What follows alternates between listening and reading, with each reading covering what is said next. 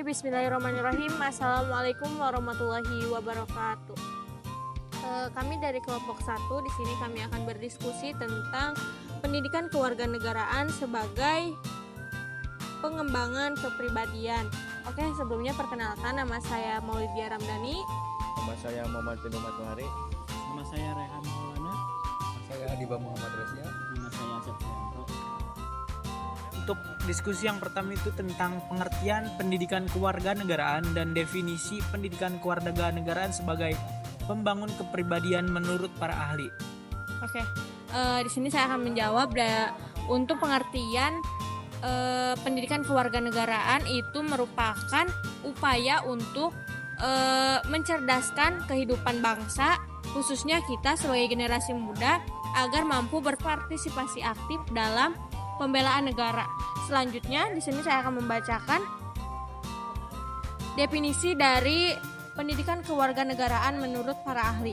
Yang pertama itu ada menurut Sudijarto, yang mengungkapkan bahwa pendidikan kewarganegaraan itu merupakan pendidikan politik yang memiliki tujuan untuk membantu peserta didik dapat jadi warga negara yang dewasa secara politik dan dapat ikut serta membangun sistem perpolitikan yang bersifat demokratis.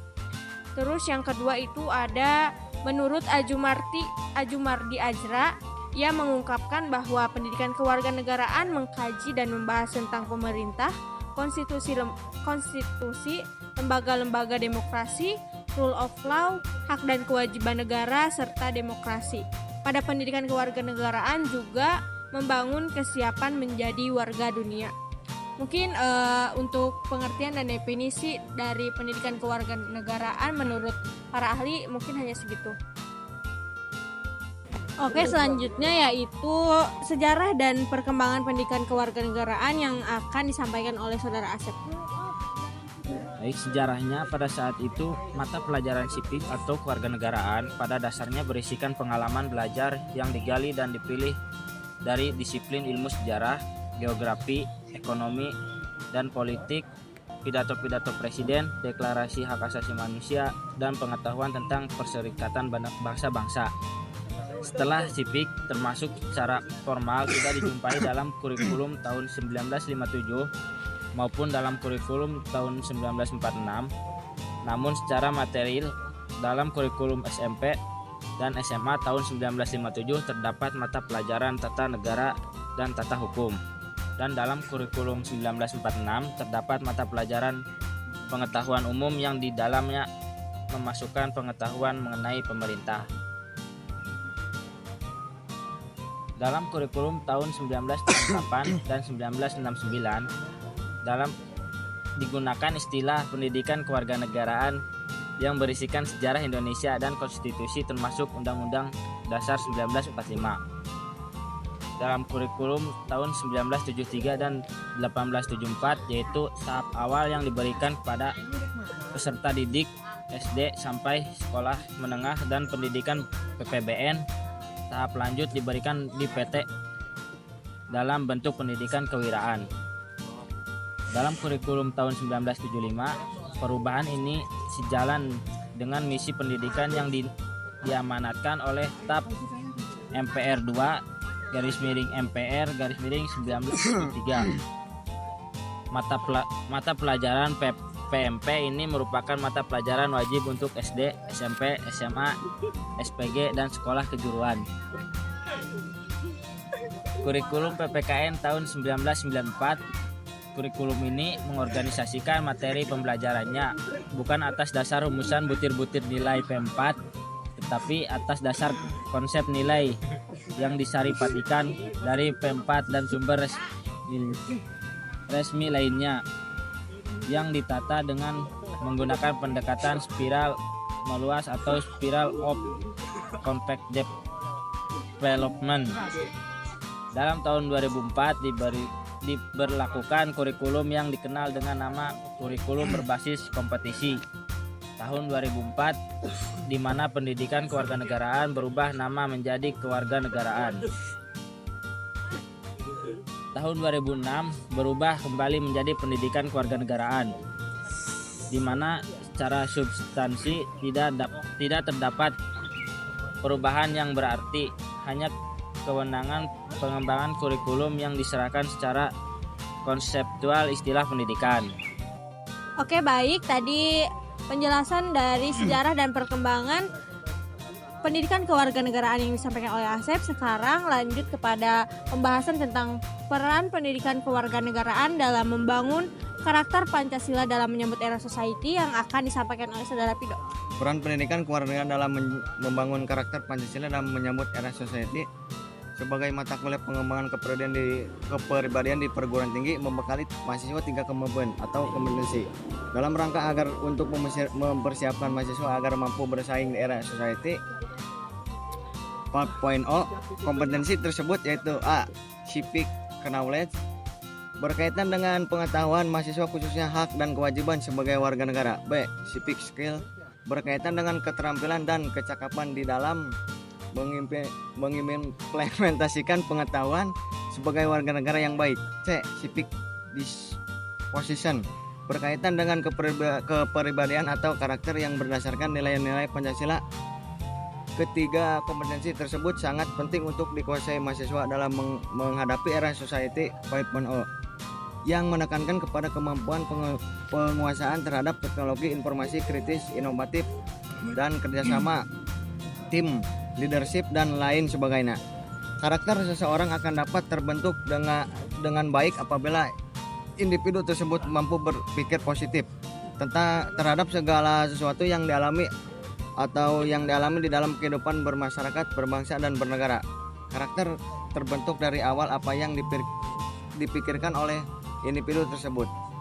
Dari apa yang dipikirkan oleh individu tersebut akan menjadi sebuah pernyataan atau ucapan selanjutnya dan pernyataan atau ucapan tersebut akan diimplementasikan dalam bentuk tindakan atau sikap dari suatu tindakan atau sering dilakukan menjadi suatu kebiasaan. Oke, baik. Tadi penjelasan atau pemaparan materi yang sudah disampaikan oleh Saudara Pido. Sekarang lanjut pada pendidikan kewarganegaraan sebagai pembentuk karakter bangsa yang akan disampaikan oleh Saudara Adiba. Silakan. Pendidikan senantiasa mengarahkan upaya dalam meningkatkan kesadaran, harkat, dan martabat seseorang baik secara pribadi maupun sebagai anggota masyarakat suatu bangsa. Pendidikan adalah usaha sadar dan terancam untuk mewujudkan suasana belajar dan proses pembelajaran agar peserta didik secara aktif mengembangkan potensi dirinya untuk memilih kekuatan spiritual, keagamaan, pengendalian diri, kepribadian, kecerdasan, akhlak mulia, serta keterampilan yang diperlukan dirinya, masyarakat, bangsa, dan negara. Pendidikan kewarganegaraan hendak mempersiapkan para peserta didik untuk menjadi warga negara yang baik dan cakap karakter, berakhlak mulia, cerdas, partisipatif, dan bertanggung jawab. Pendidikan kewarganegaraan menciptakan generasi yang berkarakter dan memiliki rasa nasionalisme yang tinggi. Pendidikan kewarganegaraan menjadi leading sektor dari pembentukan karakter. Oleh karena itu, tujuan pembentukan karakter ditetapkan dalam pembelajaran pendidikan kewarganegaraan. Pendidikan kewarganegaraan menjadi leading sektor dari pembentukan karakter. Oleh karena itu, tujuan pembentukan karakter ditetapkan dalam pembelajaran pendidikan kewarganegaraan. Salah satunya wahana yang paling tepat untuk menghidupkan kembali pembentukan karakter melalui pembelajaran pendidikan kewarganegaraan, dalam arti bahwa nilai-nilai dalam pendidikan karakter diimplementasikan dalam pendidikan kewarganegaraan melalui proses integrasi. Oke, itu tadi penjelasan dari pendidikan kewarganegaraan sebagai pembentukan karakter bangsa. Sekarang ada di pembahasan terakhir nih, yaitu tentang tujuan pendidikan kewarganegaraan sebagai pengembangan kepribadian. Oke, gimana tuh Rehan? Silakan jelaskan. Menurut Rosada dan kawan-kawan tahun 2005 mengungkapkan tujuan pendidikan kewarganegaraan antara lain sebagai berikut. Yang pertama itu tujuannya untuk membentuk kecakapan partisipatif yang bermutu dan bertanggung jawab dalam kehidupan politik dan masyarakat baik di tingkat lokal, nasional, regional, dan global. Yang kedua, menjadi warga masyarakat yang baik dan mampu menjaga persatuan dan integritas bangsa guna mewujudkan Indonesia yang kuat, sejahtera, dan demokratis. Untuk yang ketiga, menghasilkan mahasiswa yang berpikiran komprehensif, analitis, kritis, dan bertindak demokratis. Untuk yang keempat, mengembangkan kultur demokrasi, yaitu kebebasan persamaan, kemerdekaan, toleransi, kemampuan menahan diri, kemampuan mengambil keputusan, serta kemampuan berpartisipasi dalam kegiatan politik bermasyarakat. Untuk yang terakhir itu mampu membentuk mahasiswa menjadi good and responsible citizen atau warga negara yang baik dan bertanggung jawab melalui penanaman moral dan keterampilan social skill, sehingga kelak mereka mampu memahami dan memecahkan persoalan aktual kewarganegaraan seperti toleransi, perbedaan pendapat, bersikap empati, menghargai pluralitas, kesadaran hukum, dan tertib sosial, menjunjung tinggi HAM, mengembangkan demokratis dalam berbagai lapangan kehidupan, dan menghargai kearifan local wisdom. Oke, baik. Untuk semua pemaparan materi sudah kita sampaikan dari mulai pengertian sampai tujuan. Selanjutnya yaitu ada pada kesimpulan. Kesimpulan yang